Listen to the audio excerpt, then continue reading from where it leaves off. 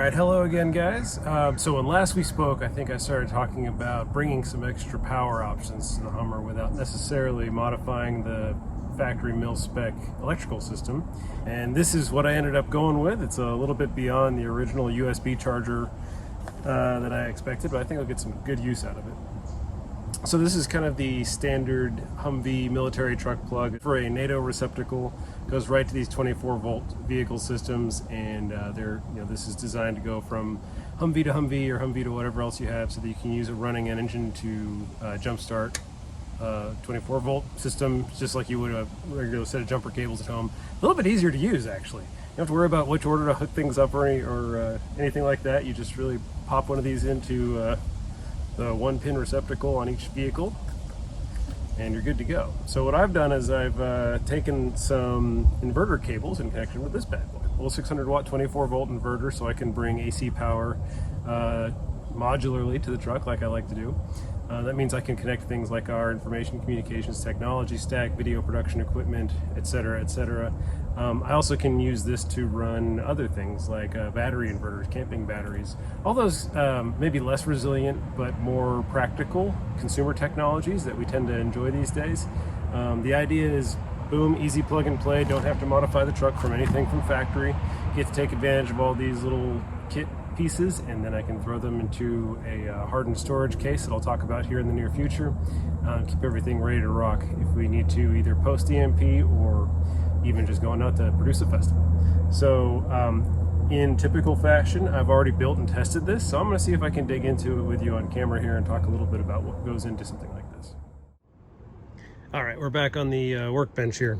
So let's take a look at this NATO plug here. Like I said, it's just got a little protective dust cover, pops off, a little single pin plug that goes right into the standard NATO receptacle that you'll find on these trucks. I can show us a detail of that in a moment. But flipping this thing over, there's just six Phillips head screws that hold this back plane on. I've gone ahead and removed those screws so we can take a look on the inside. I'm taking it off. Very simple design here. We just got a couple of bolts that I've actually ratcheted down, but can feed these wires up. I just bought a pair from good old Harbor Freight of inverter cables here, so 6 foot 2 gauge. The plugs actually can accommodate a 2-aught gauge wire, so much more amperage than I'll ever probably put through this system, but it is something I'll probably upgrade to in the future, just in case I ever want to make this capable of being a truck-to-truck jumping cable set. So that's what it looks like on the inside. Like I said, ran these 2 cables out simply enough over to the inverter here. The inverter itself, kind of nice. This is it comes in a number of flavors, and this is the 24-volt version, so it can take the 24-volt input through those 2 captive screws on the back. And then when it's turned on, you'll see in some of the pictures up on top, it shows you what the input voltage is and then what the output voltage is. Up to 600 watts, you can run fairly good sized tools off of this if need to in the field. I will probably plan on running this through a separate camping battery just to add a little bit more voltage protection, I guess, running through that battery system than something that, I don't really have any familiarity with this specific brand. I really just picked it out because of the voltage combination. But the next thing I'll do is I'll seal this plug back up, and I actually have some duct seal that I'll use for putting a waterproof barrier inside of these tunnels, just something that can be removed later if I want to, but also keep the dust and rain out if we get into a wet weather environment, snow, rain, that sort of thing. Just protect the electronics inside. Really don't want to ever get something in there that could possibly arc those 2 together. That'd be a bad day for me in the truck, I think. And the same is true on the inverter itself here in the back. These 2 wires are fairly well protected, but that's not a lot of margin. So what I went ahead and did was get some of this spray-on electrical tape. Haven't ever tried this before, but I think I'm just going to tighten these screws down and give it a little sprayer on this area, so these contact points, even if somebody just laid a screwdriver across that by accident while it's sitting in the truck bed, no sparking. So I'm going to work on that and show you the results here in just a minute.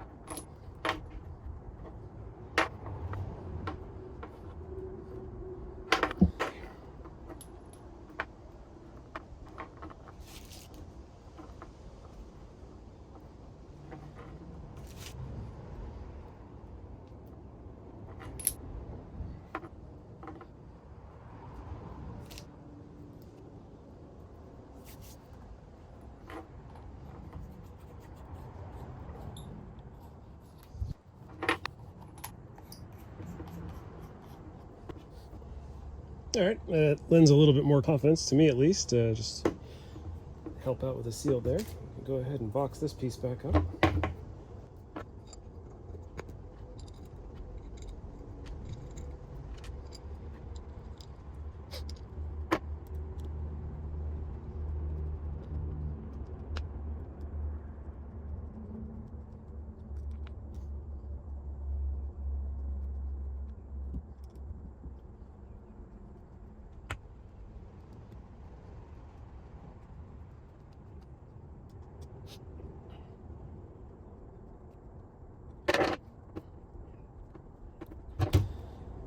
You know, and I think just to clean things up a little bit, I'm going to add some zip ties to this pair of cables here, clean them up a little bit, and make them easier to manage.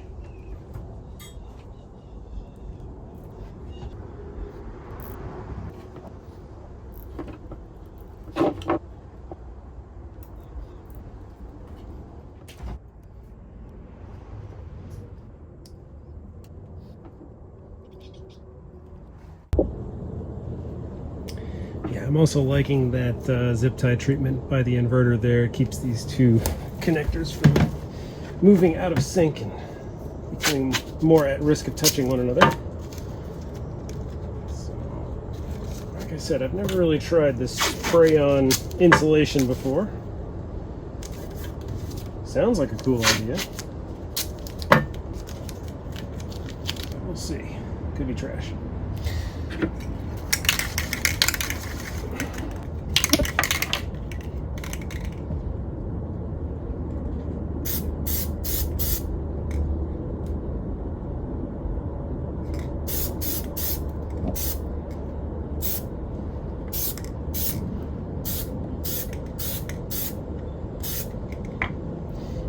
Should have masked off the caps here, but I think it's evident which one is which.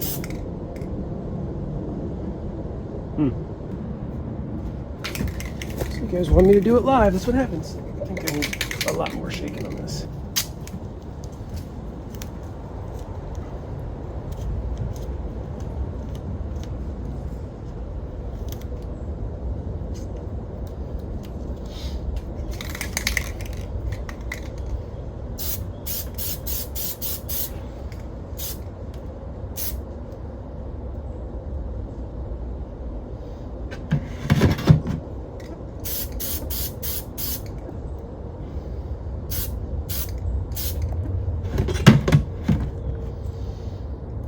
All right, we shall see.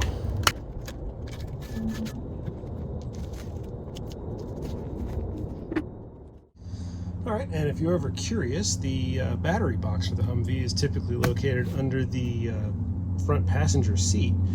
Inside you'll basically find two normal 12-volt batteries, vehicle batteries, but they wired them in series to get the 24-volt power for the system.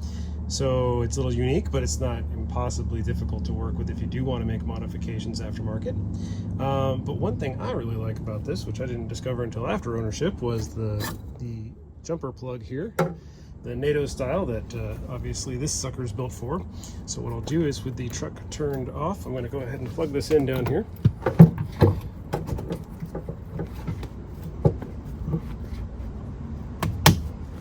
Like so. And let's see if I can tilt this up. Wires are running up to the inverter there. Let's go ahead and turn it on and see what happens. Okay, and I'll go ahead and describe what I'm doing because I doubt you'll be able to hear it in just a second, but I've got the inverter again wired up here. I'll turn on the truck, let it warm up a little bit, and I'll flip the switch here and you can see the readouts coming through that we do indeed have power. Like I said, I tested this already earlier, connected it to a jack where you could see 77 watts of output coming through to that system. So I'm pretty happy with it, and I'm ready to put it into play.